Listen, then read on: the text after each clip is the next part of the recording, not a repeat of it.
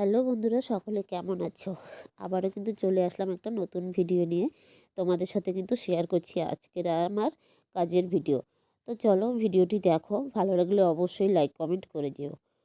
তো আজকের ভিডিওতে যে দেখাচ্ছি বগলের লোম কী করে পরিষ্কার করতে হয়, আর আজকের যে ক্লায়েন্ট আমার তার বগলের লোম কেমন সেটা সম্বন্ধেই আজকে তোমাদের এই ভিডিওতে সব কিছু বলবো।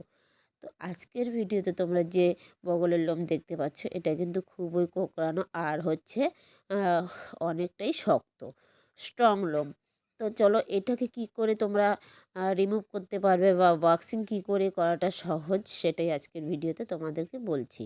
তো যদি দেখো খুব কোঁকড়ানো আর অনেক স্ট্রং, তাহলে কিন্তু তোমরা একটু কাটিং করে নিতে পারো কাঁচি দিয়ে, খুব ভালো করে, তাহলে ভ্যাক্স কিন্তু পুরো গোড়াতে ভালোভাবে লেগে যাবে। আর যদি মনে না করো যে না কাটার দরকার নেই, তাহলে কিন্তু তোমরা এমনিতেও খুব ভালোভাবে কিন্তু ভ্যাক্সগুলো অ্যাপ্লাই করে নিতে পারো।